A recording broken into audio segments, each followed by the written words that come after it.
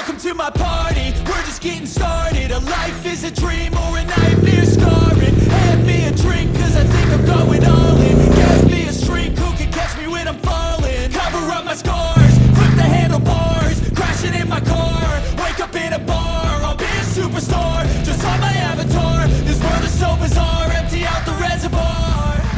तो ऑलमोस्ट 1 से 1.5 महीने का YouTube से ब्रेक लेने के बाद आज फाइनली हम वीडियो बनाने आए हैं अपनी सुपर मीटियोर 650 के ऊपर। बिकॉज मेरे पास सबसे ज़्यादा कमेंट्स जो है ना इसी बाइक को लेकर आते हैं कि भैया अगर हमारी हाइट जो है 5 फुट 5 इंच है तो हमारे लिए बाइक ठीक रहेगी या नहीं, अगर हमारा बॉडी वेट 60 to 65 से नीचे है तो भी क्या ये बाइक हमारे लिए ठीक रहेगी या नहीं। और कुछ जो हमारे भाई लोग हैं जिनको कमर वगैरह में दर्द रहता है तो उनके लिए ये बाइक उतना अच्छा है, इसका सस्पेंशन वगैरह जो चीज़ें हैं ये, एंड इसकी माइलेज वगैरह कैसी है कैसे नहीं है। तो आज हम ये वीडियो बना रहे हैं। इस वीडियो के अंदर मैं ऑलमोस्ट आपके सारे जितने भी क्वेश्चंस है ना उन सभी का आंसर कर दूंगा कि आपको ये बाइक लेनी चाहिए या नहीं लेनी चाहिए। मेरे को इस बाइक के ऊपर बहुत अच्छा एक्सपीरियंस है। ऑलमोस्ट मुझे लिए हुए इस बाइक को 1.5 साल के लगभग हो गया और लगभग 30,000 किलोमीटर मैं इस बाइक को चला चुका हूँ। कश्मीर से कन्याकुमारी तक मैं इस बाइक से राइड कर चुका हूँ। तो इसी बाइक के बारे में आज बात करेंगे, इसकी खूबियां, इसकी खामियां। ओवरऑल आपको पता चल जाएगा कि 2024 में इस बाइक को लेना चाहिए या नहीं लेना चाहिए। तो सबसे पहले बात कर लेते हैं इस बाइक के माइलेज की, जो सबसे ज्यादा पूछे जाने वाला क्वेश्चन है कि ये माइलेज कितना देती है। तो देखो यार, जहां तक मेरा एक्सपीरियंस है, क्योंकि मैं 30,000 किलोमीटर इस बाइक को चला चुका हूं, तो मुझे तो इस बाइक से ना अभी तक 28 से 30 के लगभग का एवरेज मिला है। इस बार जब मैं लद्दाख में गया था वहां पे ऑफ रोड थोड़ा ज्यादा हो गया था, रेत था,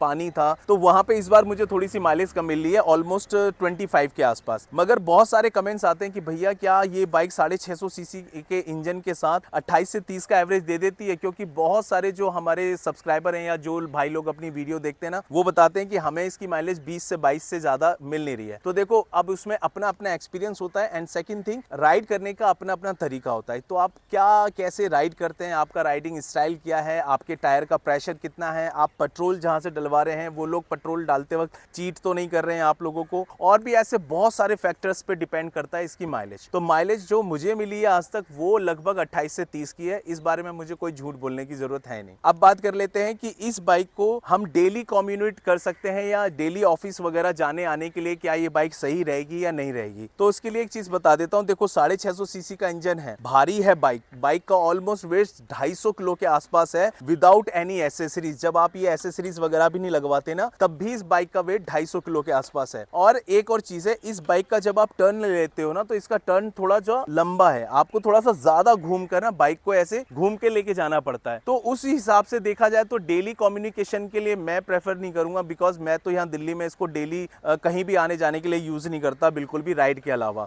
तो डेली के लिए अगर आप लेना चाहते हैं तो 650 सीसी के इंजन के साथ आपके पास और भी ऑप्शंस हैं रॉयल एनफील्ड में, जैसे कि इंटरसेप्टर है, जीटी है, या फिर अब एक नया आ गया शॉटगन, वो एक तरह से क्लासिक बाइक का ही ना 650 सीसी का वर्जन है, तो आप वो भी ले सकते हैं। और रही बात वजन की, तो वजन तो है भाई बाइक में। अब एक जरूरी बात कर लेते हैं, जो कुछ लोग मुझसे भाई लोग पूछते हैं कि भैया हमारा इसको चलाने के लिए हमारा बॉडी वेट कितना होना चाहिए, हमारा वजन कितना होना चाहिए अगर हमें ये बाइक को चलाना है। तो देखो, ऐसा कोई ना पर्टिकुलर वेट कैटेगरी नहीं है कि बस इतना वजन आपका होना ही चाहिए तभी आप ये बाइक चला पाओगे, अदरवाइज नहीं चला पाओगे। क्योंकि कई बार तो ना मैंने BMW 1250 को 60 किलो के लड़कों को चलाते हुए देखा है जिनका बॉडी वेट सिर्फ 60 kg है, जबकि उस बाइक का भी ऑलमोस्ट इतना ही वजन है और बहुत यूज लगती है बाइक देखने में। तो इस बाइक के साथ ये है कि आप चला सकते हो आराम से 60-65 किलो के अगर आप हो तो कोई दिक्कत नहीं है। मगर हाँ, ये जरूर है कि अगर ये बाइक चलते वक्त या किसी तरह मोड़ते वोड़ते वक्त अगर ये थोड़ी सी तिरछी विरछी हुई तो भाई साहब 250 किलो वजन है वो संभालना बहुत भारी पड़ जाएगा। तो इसलिए थोड़ा सा जिम विम जाओ, थोड़ा सा मसल्स वसल्स बनाओ, थोड़े से स्क्वाट वगैरह मारो, ताकि आप इस बाइक के वेट को ना जो है वो थोड़ा सा टैकल कर सको। अब जो बहुत ज्यादा पूछे जाने वाला क्वेश्चन है वो है इसका कि भैया इसको चलाने के लिए हाइट कितनी होनी चाहिए। हालांकि एक क्रूजर सेगमेंट की बाइक है तो इसके लिए हाइट इतना ज्यादा मैटर नहीं रखता, मगर क्योंकि इसकी यहाँ से सीट काफी चौड़ी है, अगर आप देखेंगे ना ध्यान से, यहाँ पर ना ये चीज जो है सीट ये यहाँ पे काफी चौड़ा है, तो इस वजह से जब आप इस पर बैठते हैं ना तो बैठने के बाद आपके पैर काफी हद तक तो ऐसे खुल जाते हैं। अब आपने जैसे ही उतारी नीचे तो आपके पैर पूरी तरीके से ऐसे लग रहे हैं अगर नीचे जमीन तक जैसे मेरे लग रहे हैं, देखो पूरे के पूरे फुट, तो आप इसको आराम से इजीली मोड़ भी लोगे, इसको बैलेंस भी कर लोगे, सब कुछ कर लोगे। मगर अगर आपके पैर इतने लग रहे हैं ना तो आप इसको थोड़ा थोड़ा संभाल लोगे, मगर क्योंकि बाइक बहुत भारी है ना, इस वजह से थोड़ी सी दिक्कत हो जाएगी। एक बार एक काम करते हैं, कमल जो कैमरामैन बने हुए हैं अभी, उनकी हाइट ऑलमोस्ट 5'4" या 5'5" है, तो कमल को एक बार बिठा के दिखा देता हूँ आप लोगों को कि इसकी हाइट कैसी है। अभी कमल बैठे, Wake up in a bar, I'll be a superstar. Just on my avatar. This देखो अब बैठ गए हैं इस पे कमल बाबू, और कमल के पैर कितने लग रहे हैं, पंजा लग रहा है कमल, पंजा लग रहा है, तो संभाल लेगा ना तू ऐसे इस बाइक को। तो देखो कमल की हाइट है लगभग 5 फुट 5 इंच के आसपास, और बॉडी वेट कितना है कमल तेरा? 80 के आसपास। भाई साहब लौंडे का वजन ज़्यादा है थोड़ा सा, बाकी 5 फुट 5 इंच का है ये, तो ईजिली से चला लेगा, आराम से टैकल कर लेगा, है ना। तो देख लिया ना, 5 फुट 5 इंच के लोग भी आराम से इस बाइक को चला सकते हैं, ऐसी कोई प्रॉब्लम नहीं है। बट हाँ ये है कि थोड़ा सा बॉडी वेट आपका चाहिए भाई, इसको चलाने के लिए आपको थोड़ा सा स्ट्रांग होना पड़ेगा, थोड़ी बॉडी बनानी पड़ेगी। हालांकि हम लोगों के तो अभी पेट निकले हुए हैं हो जाएंगे ठीक जल्दी से। तो अब बात कर लेते हैं कि अगर मैं कोई एक बाइक लेना चाहूँ, अगर किसी का क्वेश्चन ये है कि अगर मुझे कोई एक बाइक लेनी है तो मैं कौन सी लूँ, एडवेंचर बाइक या फिर ये क्रूजर बाइक यानी कि 650। तो देखो ऐसा है, ये जब आप बाइक लोगे ना 650, तो आपको एक लिमिटेड जगह जाने के ऑप्शंस रहेंगे, यानी कि जहां पर ऐसा मस्त तारकोल रोड है ना, जैसा अपना ये दिखाई दे रहा है सारा रोड, ऐसी रोड्स पे तो आप इसको मस्त भगा लोगे। ऑफ रोड इससे आप कर सकते हो, नो डाउट। मैंने तो बहुत जबरदस्त ऑफ रोड किया है, मैं इसे नेपाल लेके गया हूँ, मैं इसे लद्दाख लेके गया हूँ। स्पीति नहीं ले जा सकता इसको, बिल्कुल भी नहीं। अगर आप पूछेंगे कि स्पीति जाने के लिए क्या सुपर मीटियोर 650 रहेगी अच्छी, तो बिल्कुल भी नहीं, ये टूट टाट के वापस आएगी वहां से और कोई फायदा नहीं होगा। अगर आपको एडवेंचर बाइक और इसमें से कोई एक बाइक लेनी है ना, तो फिर मैं आपको राय दूंगा कि अगर आप बहुत ज्यादा ऑफ रोडिंग वगैरह करते हैं तो फिर आप एडवेंचर बाइक पे जाना, बिकॉज आप उस पे ऑफ रोडिंग वाला जो आपका पर्पस है वो भी सॉल्व हो जाएगा। एंड अगर इस टाइप की प्लेन रोड है तो आप इस पे भी, कंक्रीट रोड पे भी आराम से चला सकते हो, कोई दिक्कत नहीं होगी। हाँ मगर अगर मोस्टली ऐसी ही रोड्स पे चलानी है तो इससे बढ़िया दूसरी कोई बाइक मुझे अभी तक नहीं लगी। जो इसका पोस्चर है बैठने का, ऐसे मस्त बाइक चलती है यार, क्या जबरदस्त है, क्या पावर है, मतलब गजब है यार। तो स्पीति जाने का मतलब मैं ये नहीं कह रहा हूँ कि आप इसे शिमला से स्पीति नहीं ले जा सकते, वो तो आप इस पे जा सकते हो आराम से, मगर अगर इसे आपको काजा से मनाली वाले रोड पे लेके जाना है तो बिल्कुल नहीं जाएगी भाई, बाइक का बहुत बुरा हाल हो जाएगा, एकदम खत्म हो जाएगी ये बाइक, सच बता रहा हूँ। अब बात करते हैं इसके ब्रेक पैड्स की, बिकॉज इसके ब्रेक पैड जो है ना वो सेरेमिक कोटिंग के साथ आते हैं, पीछे भी इसमें डिस्क ब्रेक है। तो इस बाइक के साथ क्या है कि इसके जो ब्रेक पैड वगैरह जो है ना, तो इसके जो ब्रेक पैड है ना भाई, वो ब्रेक पैड इसमें डलते हैं और लगभग 3100 रुपए के कॉस्ट है उसकी, 3100 रुपए, जो कि काफी कॉस्टली लगते हैं क्योंकि हम लोगों को आदत है नहीं इतने कॉस्टली ब्रेक पैड वगैरह डलवाने की। तो लगभग 3100 रुपए के अगले डलते हैं और लगभग 2500 या 2800 रुपए के इसके पिछले ब्रेक पैड हैं। तो अब उनका जो ऑप्शन है ना, तो उनका ऑप्शन ये निकाला है, मैं तो अब इसमें आगे तो मैंने अभी तक सुपर मीटियोर 650 के ही ब्रेक पैड डलवाए हैं, मगर पीछे जो है ना मैं वो मीटियोर 350 के जो फ्रंट टायर के ब्रेक पैड है ना, वो सेम साइज इसका पीछे वाला भी है, तो वो डल जाते हैं इजिली। वो आते हैं करीबन 280-260 रुपए के आसपास, तो ऐसा कोई दिक्कत नहीं है। मगर हाँ अगर आप बात करेंगे ब्रेकिंग की, तो जो इसके जो सेरेमिक कोटिंग वाले जो आते हैं ना ब्रेक पैड, उसकी जो ब्रेकिंग है वो माइंड ब्लोइंग है, जबरदस्त है। पैसे ज्यादा है मगर ब्रेकिंग बहुत अच्छी है। बट वहीं पर एक और प्रॉब्लम है कि वो सेरेमिक कोटिंग वाले ज्यादा दिन चलते भी नहीं है। और अगर आप पूछेंगे कि 350 वाले कैसे चलते हैं पीछे के, तो ऑलमोस्ट 350 वाले डलवा करना आप आराम से 4 से 5 हजार किलोमीटर आराम से चला सकते हो, कोई प्रॉब्लम नहीं होगी। मैं अपने एक्सपीरियंस से बता रहा हूँ, मुझे ऐसी सच में कोई प्रॉब्लम नहीं है। 4 से 5 हजार किलोमीटर ब्रेक पैड इसके पीछे वाले 250 रुपए वाले अच्छे चल जाते हैं। अब बात कर लेते हैं कि इस बाइक पर ऑलमोस्ट अब 4.5 लाख रुपए खर्च करने के बाद आपको इसकी हेडलाइट वगैरह कैसी मिलती है। तो पहले इसकी हेडलाइट में ना थोड़ी सी प्रॉब्लम थी, मगर मैंने ना इसकी हेडलाइट जो है फिर यहाँ नीचे से ना कुछ सेटिंग होती है, वो सेटिंग करवाई है, तो अब इसका जो फोकस है ना वो सामने बिल्कुल रोड पे पड़ता है। हालांकि पहले इसकी हेडलाइट जो है ना वो पता नहीं कहाँ आसमान में गायब रहती थी, पहले तो बिल्कुल नहीं दिखाई देती थी, अब तो भगवान की कृपा से फिर भी थोड़ी बहुत दिखाई देती है, मतलब ठीक ठाक है। अब उतना अच्छा नहीं कहूंगा इसकी हेडलाइट को अभी भी, मगर ठीक ठाक है। आपको फॉग लाइट्स की जरूरत पड़ेगी इसकी हेडलाइट के साथ। हेडलाइट के बाद जो थोड़ी सी छोटी सी प्रॉब्लम है ना उसमें, वो है इसका चार्जिंग पॉइंट, जो कि यहाँ दिया हुआ है इस बॉक्स के अंदर। अब होता क्या है कि यहाँ से वो केबल निकाल के ना ये अंदर से ऐसे डाल के यहाँ से निकाल के देखो मैंने, अगर आप यहाँ देखोगे तो यहाँ ऐसे डाल के यहाँ निकाली हुई है ये चार्जिंग केबल, जिससे प्रॉब्लम ये होती है समटाइम तो ये बारिश में ही भीग जाती है। हालांकि मैं चार्जिंग वाला मोबाइल ये लगा सकता था, मगर मुझे लगा कि वहीं से निकाल के लगा लेंगे इजीली हो जाएगा। मगर पता है हो क्या रहा है, आजकल जितनी भी न्यू बाइक आ रही है ना, जैसे कि अभी एक बाइक लॉन्च हुई है BSA की 650 सीसी, तो उसमें क्या है ना, उन्होंने चार्जिंग पॉट जो है वो यही हैंडल पे दे रखा है, जिसमें C टाइप भी दे रखा है, USB भी दे रखा है, और इधर एक 12 वोल्ट का भी चार्जर दिया हुआ है, जिससे कि आप कभी किसी की हेल्प करनी हो या कुछ हवा वगैरह भरना हो तो ये चार्जिंग वाली जो चीज है ना, मुझे उम्मीद है कि अब जब दोबारा सुपर मीटियोर 650 को ये थोड़ा सा अपग्रेड करेंगे ना, तो उसमें ये जो चार्जिंग वाली प्रॉब्लम है ना, वो एटलीस्ट इन्हें खत्म करनी चाहिए। और यहाँ यार एक सॉकेट वगैरह देना चाहिए जिसमें कि C टाइप केबल, USB वगैरह इजीली लगा सके, ताकि ऑन द वे हम चार्जिंग वगैरह जो है यूज कर सके। मोस्टली तो यार बहुत जरूरत पड़ती है यूट्यूबर्स को ही सबसे ज्यादा। एक और जो मेजर फैक्टर था इसके अंदर, जो प्रॉब्लम आ रही थी मुझे तो बहुत ज्यादा आई थी, वो थी इसकी चैन को लेकर, क्योंकि इसकी चैन जो है ना वो बार बार थोड़ी ही टाइम में ना लूज हो जा रही थी काफी जल्दी तेजी से। मगर अब भगवान की कृपा से थोड़ा सा ठीक है, अब पहले उस तरह से लूज नहीं होती जैसे कि पहले हो रही थी, मगर फिर भी ये चैन प्रॉब्लम इसमें काफी दिनों तक बनी हुई थी। अब थोड़ा सा ठीक है, अब थोड़ी प्रॉब्लम नहीं है। हो सकता है कि अब जो न्यू बाइक लॉन्च हुई है उनमें थोड़ा सा और खत्म कर दिया कंपनी ने, क्योंकि मैंने तो जब ये बाइक ली थी ना तब ये इनिशियली लॉन्च ही हुई थी, लॉन्च होते ही मैंने सबसे पहले बाइक उठा ली थी जल्दी से। हो सकता है इस वजह से मुझे ज्यादा प्रॉब्लम फेस करने में आई हो। मगर अगर मैं बात करूँ ना कि चैन प्रॉब्लम को लेकर मुझे ज़्यादा प्रॉब्लम हुई या सर्विस को लेकर, तो सच्चाई ये है कि आरी की सर्विस को लेकर मैं ज़्यादा प्रॉब्लम में आया हूँ बजाय चैन के। क्योंकि चैन में अगर कोई प्रॉब्लम आ भी गई थी ना तो वो सर्विस सेंटर पे ठीक हो सकती थी, मगर जबकि मैं वहाँ अरुणाचल प्रदेश में था तो वहाँ पे एक तो ईजिली रॉयल इनफील्ड के सर्विस सेंटर नहीं थे, और जहाँ पर सर्विस सेंटर थे वहाँ पर इस बाइक का कोई भी किसी तरह का पार्ट्स अवेलेबल नहीं था। ये एक मेजर फैक्टर है रॉयल इनफील्ड की सुपर मीटियोर 650 के साथ पर्सनली, कि इसके पार्ट्स जो हैं वो इजीली अवेलेबल नहीं होते। फिर चाहे आपको कुछ भी लेना हो इसका, आपको हमेशा ना सर्विस सेंटर वाले बोलेंगे कि आपको ऑर्डर करना पड़ेगा, सर हम ऑर्डर पे मंगाएंगे।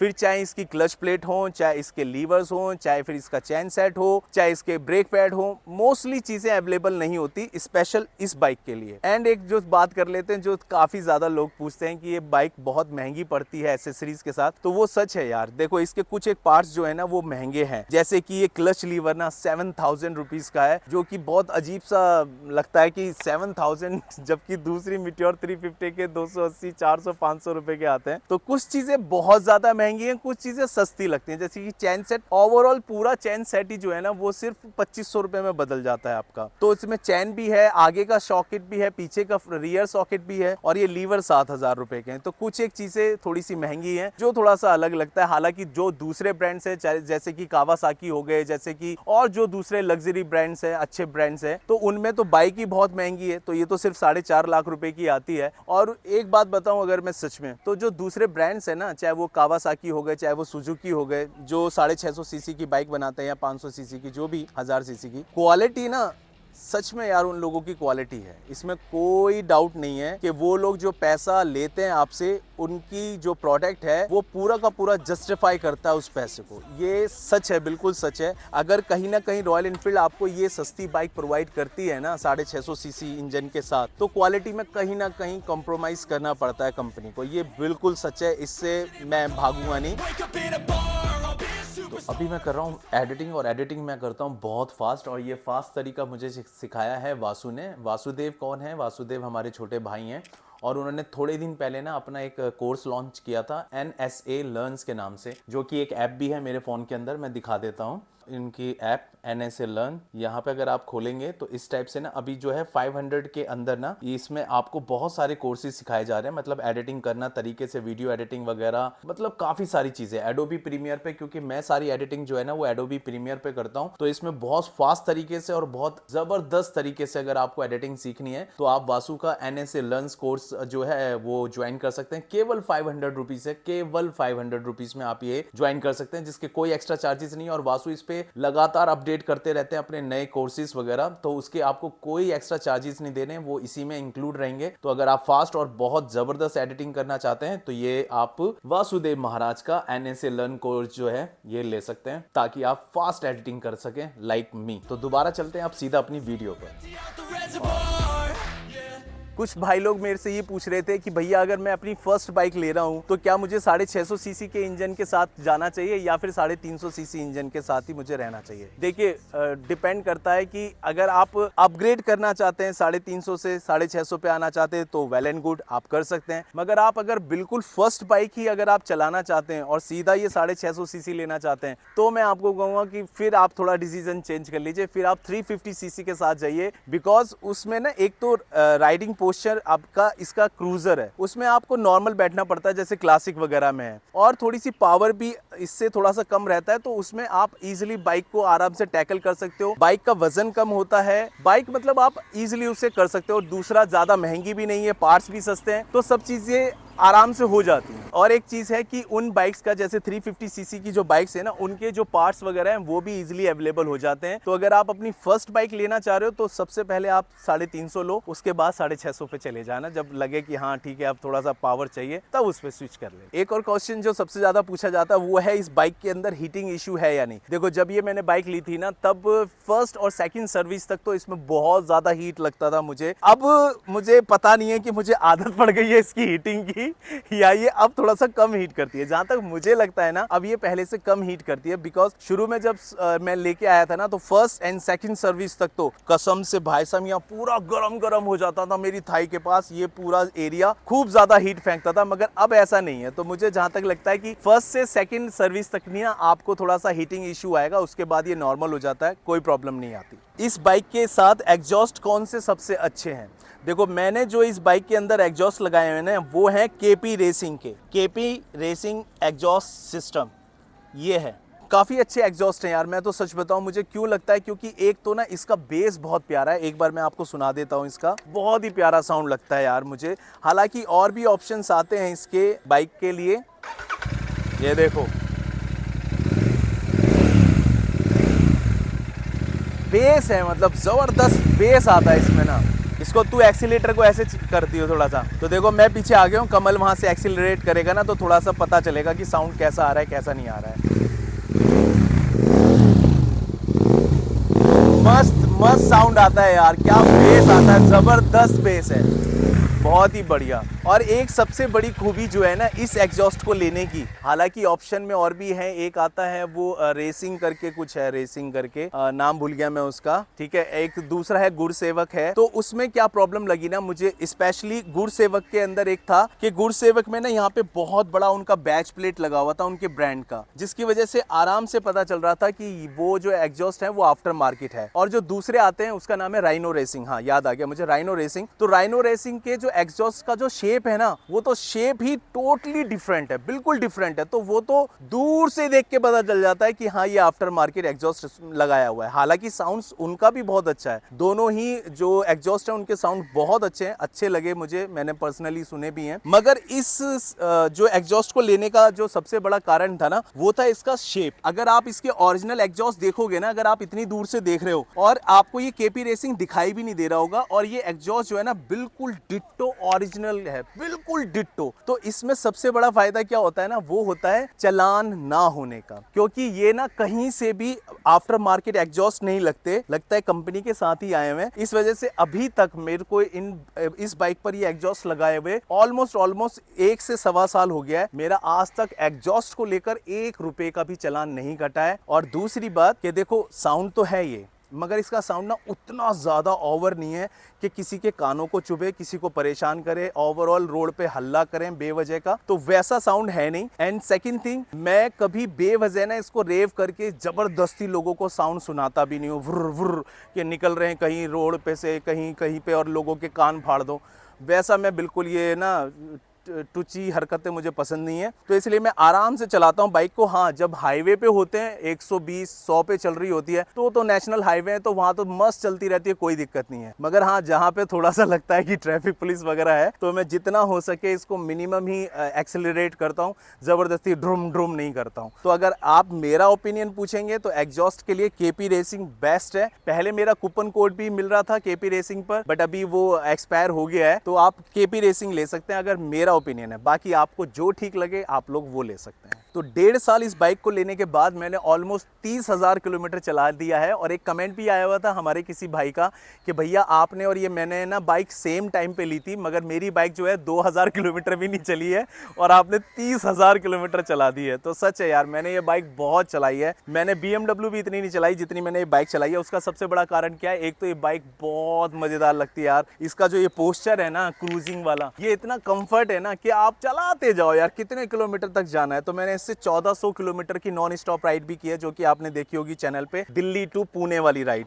तो वो 1400 किलोमीटर मैंने इस पे किया था नॉन स्टॉप। उस बीच में इसके जो टायर हैं, बहुत अच्छा टायरों ने जो है परफॉर्मेंस काफी अच्छी है इसके टायर्स की। तो टायर्स की जो परफॉर्मेंस है ना वो काफी अच्छी है, मतलब ग्रिपिंग वगैरह जो है बहुत अच्छी है टायर की। अभी 30,000 किलोमीटर चलाने के बाद ना मुझे ये जो फ्रंट का जो टायर है ये मुझे चेंज कराना पड़ा है। बट अभी इसका जो रियर टायर है ना, रियर टायर अभी भी चेंज कराने की जरूरत नहीं है। ऑलमोस्ट अभी भी ये करीबन 2 से 3 से 4,000 किलोमीटर आराम से अभी भी चल जाएगा। बहुत बढ़िया टायर है। मैंने इससे दबा के ऑफ रोडिंग की है यार, मतलब इतना ऑफ रोड पे लेके गया हूं ना जिसकी कोई हद नहीं। मगर कभी भी ऐसा नहीं हुआ कहीं टायर पे कट लग गया हो या कुछ टायर क्रैक आ गया हो या कोई प्रॉब्लम आई हो, ऐसा कुछ भी नहीं आया है। तो टायर बहुत अच्छे हैं ओवरऑल। अब बात कर लेते हैं कि क्या आपको ये बाइक 4.5 लाख रुपए की अब आती है, क्या ये लेने चाहिए? बिकॉज जब मैंने ली थी ना तब इतने ज़्यादा ऑप्शन नहीं थे।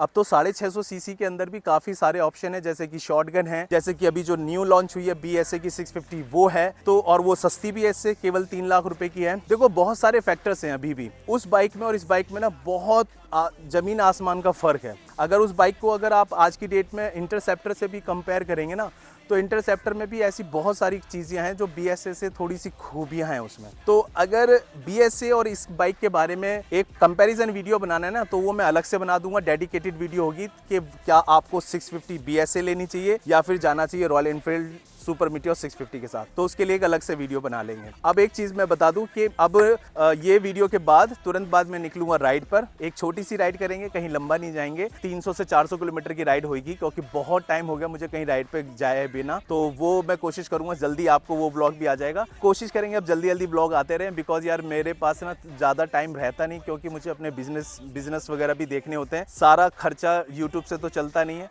और आप लोग जो सब्सक्राइब करने में हैं या लाइक करने में थोड़ी सी कंजूसी दिखाते हो तो वो मत दिखाया करो, सब्सक्राइब कर दिया करो चैनल को। तो उम्मीद है कि मैंने आपके सारे क्वेश्चंस के आंसर कर दिए होंगे। हालांकि जितने भी कमेंट्स थे मैंने आज सारे लिख के लेके आया था कि इन सारे कमेंट्स के आंसर कर दूंगा, और वो ऑलमोस्ट मैंने सारे कर भी दिए हैं। अगर फिर भी कुछ बाकी रह गया हो तो बता दीजिएगा, मैं कमेंट्स में आपको उसका रिप्लाई कर दिया करूंगा। ठीक है, तो इस ब्लॉग को बस यहीं तक रखते हैं और जल्दी से अब निकलते हैं नेक्स्ट अपनी वीडियो के लिए, जो कि हमारा ब्लॉग आएगा। एक बहुत ही प्यारी सी जगह जा रहे हैं, थोड़ी सी आध्यात्मिक है, थोड़ी सी खुशनुमा जगह है, मतलब बहुत अच्छी है, बहुत ही प्यारा। वहाँ का ना जो एटमॉस्फेयर है ना वो बहुत ही प्यारा है, बहुत ही अच्छी जगह है। तो जल्दी मिलते हैं हम नेक्स्ट वीडियो में। तो खुश रहिए, मस्त रहिए, मुस्कुराते रहिए। Love you all, bye.